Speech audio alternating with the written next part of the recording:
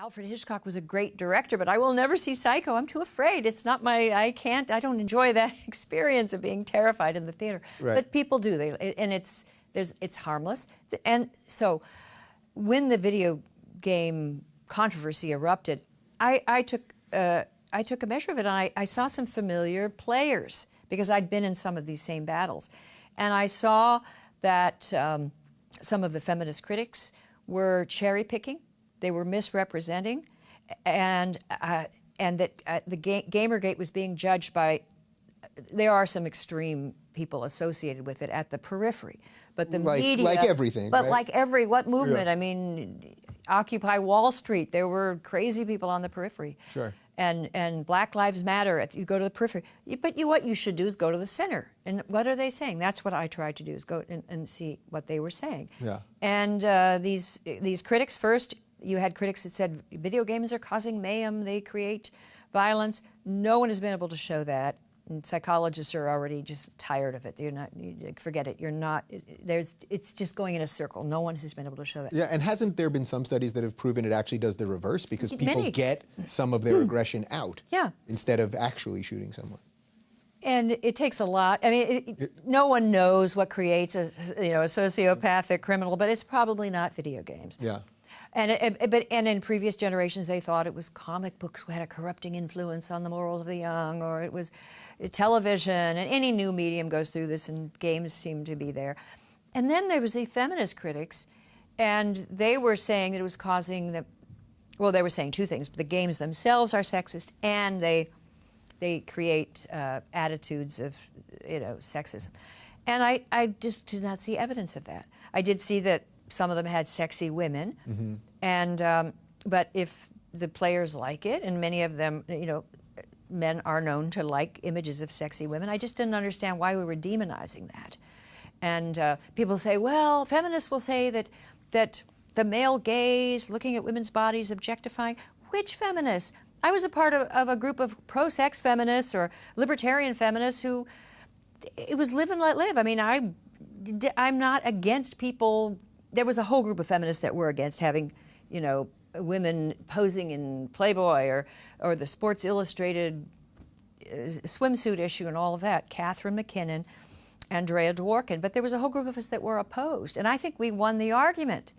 But apparently they won the assistant professorships. They've been there ever since, teaching these so you might have won the battle, they might have won the war if they're teaching We won all the battles. When they were the first so-called culture war, we won the arguments. We had the New York Times on our side. We had the media. And now they've been laboring away, with their theories, and relentless. And now they have the backing of the Department of Education, so in the educational system they can make a federal case of everything. So it's difficult. I think in the end we will prevail, because I have great faith in just human ability to see through nonsense. Eventually, it has to fall. Right. So my question, as far as Anita taking away our video games goes, surely that must be completely insane. That would be an overreaction, right? Well, remember this little incident where Target and Kmart of Australia stopped carrying Grand Theft Auto 5 last year? They received a feminist petition from some former sex workers, or, in Target's words, listened to customer feedback and decided to stop carrying it. Yeah, that happened, and now customers who wanted to buy what was the most insanely popular video game of its time couldn't get it. Not from Target or Kmart of Australia anyways. They'd have to go somewhere else, thanks to feminists.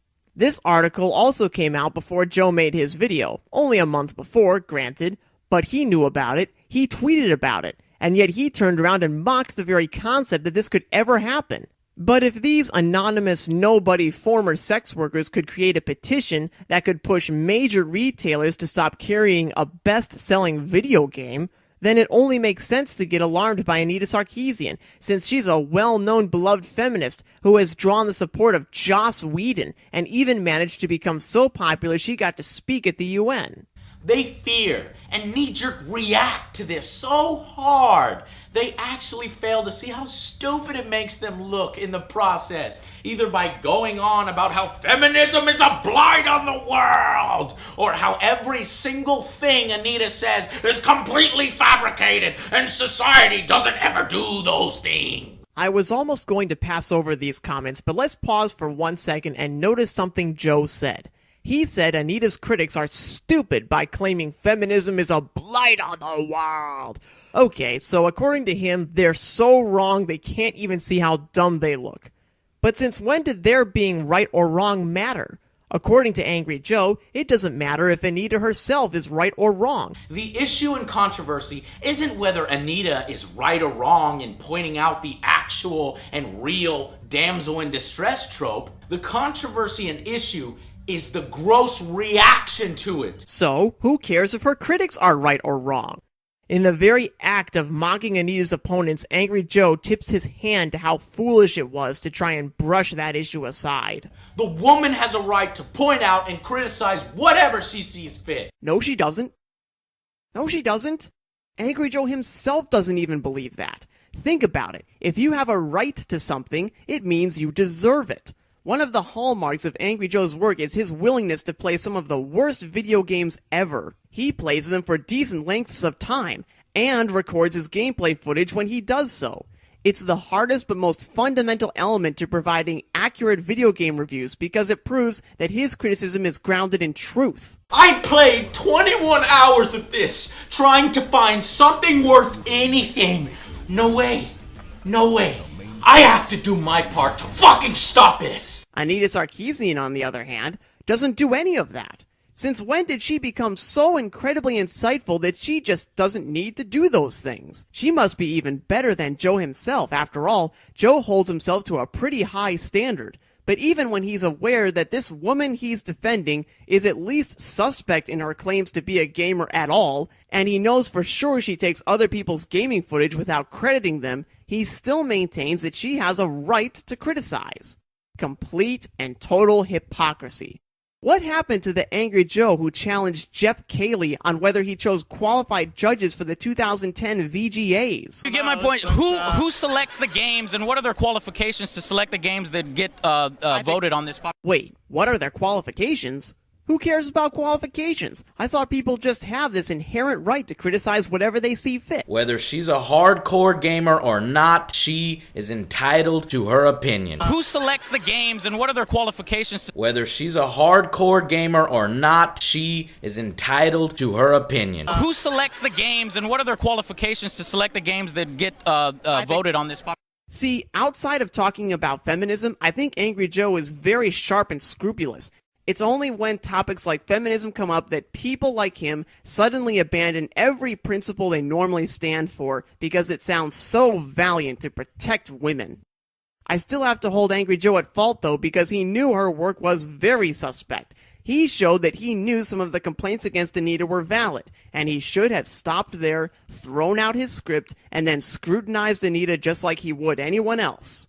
But he didn't. The woman has a right to point out and criticize whatever she sees fit, without death threats and emails coming over and people saying they're gonna rape her and stupid ass shit like that. Why? Since when does anybody have the right to say controversial things and be absolved of rape and death threats? And by the way, rape and death threats? Anybody who is anybody on the internet gets them. Men, women, feminists, Christians, they all get them. It's standard fare. It's nothing to be worried about. People on the net need to vent their rage, and that's what they do. Call it mean, call it harsh, call it vulgar, call it whatever you want. Whatever it isn't actually dangerous. There's no reason for Joe to get so angry over it. But the people that actually do believe what they're saying tend to be the most radical among them, and they tend to be very rare.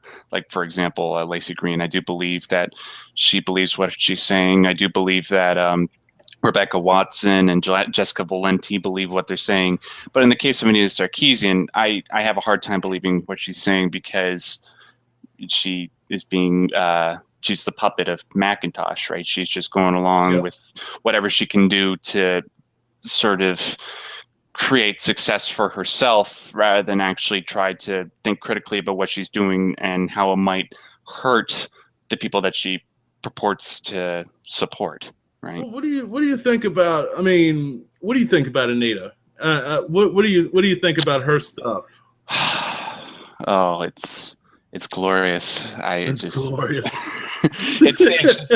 it's that special je ne sais quoi brand of SJW where you watch it and you're not even angry. It's just, well, I mean, like, you get angry from time to time, but it's just, for the most part, I just watch it and I just laugh because it astounds me that there's some people out there that can think this way. It's almost like watching a Discovery Channel documentary about the depths of the human mind. Just some of the stuff that she comes up with.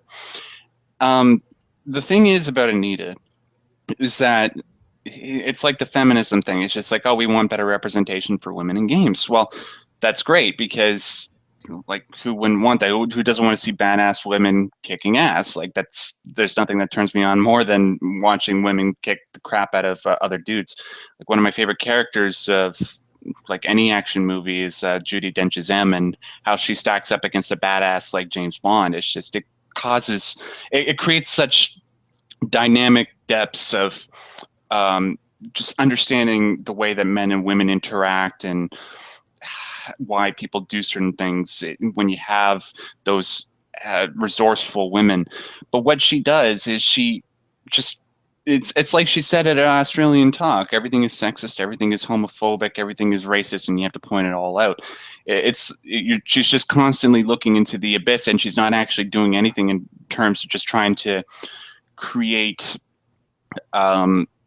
change, really. Like, I would love to see more characters like Ellie from The Last of Us or the new Tomb Raider, but unfortunately it's not going to happen because all she's doing is fear-mongering for women that are gaming enthusiasts and that want to enter the industry.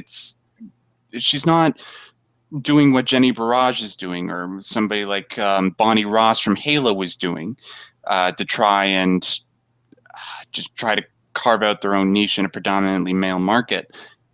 All she's doing is just trying to make people scared so that you can make a profit.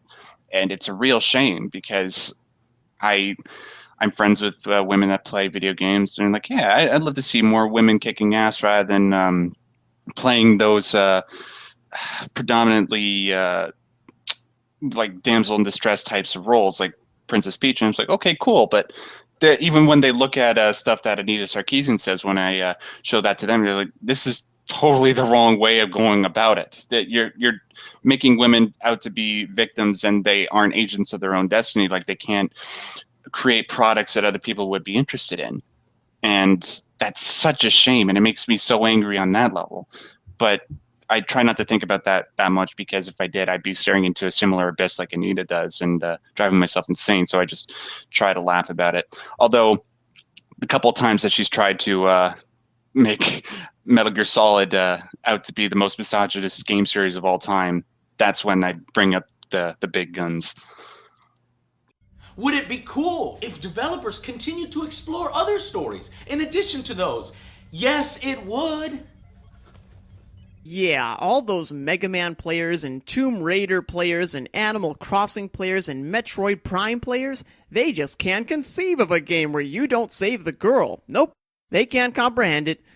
Those silly, clueless, butthurt man-children, they don't know nothing. If you gave them anything other than a save the girl video game, they would just stare at it and not know what to do. I know I'm sounding a little silly right now, but look at Joe. He's the one waving his hands around as if he needs to implore Anita's critics to just give it a try. Come on, guys, it's okay. Don't you want to try something different? It'll be cool, I promise. Does it sometimes make women feel uncomfortable to be over-sexualized non-stop in the games that they play daily? Sure. No, women don't feel that way. My own feminist sister plays games that have all kinds of racy content and sexual objectification in them, like Grand Theft Auto 5. My former girlfriend and I also played Heavy Rain a couple times together, and I was the one trying to skip through or just shut my eyes through the one or two brief scenes of nudity that game has. The same kind of thing happened when we played Metal Gear Solid 3, and she's the one who bought these games herself. She was the one who giggled at me, even though I was trying to not make her feel uncomfortable or insecure. She found my behavior comical. She wasn't bothered in the least. To the contrary, she found the whole thing funny, and even bought me Project X Zone for my birthday present. No, women aren't bothered by these things. In fact, Angry Joe himself had a similar experience with his girlfriend back in 2012 with Tara. Listen to him yourself. But another thing that the other part of the controversy was this. The Elin, which, as you can see, they're kind of little girl kind of things, creatures. And a lot of people were saying, what the hell, they look like preteens, and you can pretty much see up their skirts, like if you select the class. I think they even actually censored it for the American version, but there's another little controversy going on. They're pretty much, I don't know why they feel that's necessary, but you know, I was showing Amanda and she says these characters are cute as hell, you know, and she loves to play, would love to play as them with the bunny ears and all sorts of stuff. So but me, no, I'm not gonna play. I'm not gonna play that. Isn't that weird how my and Angry Joe's experiences just happen to resemble each other so closely? His is even more eye-opening when you think about it. His girlfriend not only didn't object to playing super over-sexualized characters, but she thought it was super cute to play a sexified preteen character, a minor. You know, I was showing Amanda and she says these characters are cute as hell, you know, and she loves to play, would love to play as them with the bunny ears and all sorts of stuff. So but me, no, I'm not gonna play. I'm not gonna play that. She was more comfortable with that than Angry Joe himself. What a surprise. I mean, to a non-gamer, it might sound reasonable that female gamers might feel uncomfortable by super racy content in games, but in reality, it's not true at all. Women who game have no objection to that. If anything, Angry Joe's girlfriend proves that they're more comfortable with that kind of content than men themselves. And maybe that's something that you will never understand or even care about. It's not that I don't understand, it's that I know the truth, and the truth is, women are just as likely to enjoy over-sexualized games as any man. That makes no sense if what you're saying is true. But do they have a right to say something about it without being called a feminazi? Without getting death threats or rape threats? Hell yes they do, and I'll defend their right to do it against anyone. Defend her? Wait a minute, didn't we just hear from Anita Sarkeesian that it's a deeply sexist belief to think women as a group need to be sheltered, protected, and taken care of by men? It's a sad fact that a large percentage of the world's population still clings to the deeply sexist belief that women as a group need to be sheltered, protected, and taken care of by men. Offense. It's now very common to hear people say, I'm rather offended by that, as if that gives them certain rights. It's actually nothing more, it's simply a whine. No more than a whine. I find that so offensive. I find that offensive. Oh, it has no meaning, it has no purpose, it has no reason to be respected as a phrase. I am offended by that. Well, so fucking what? I mean, you know, it's utterly uninteresting.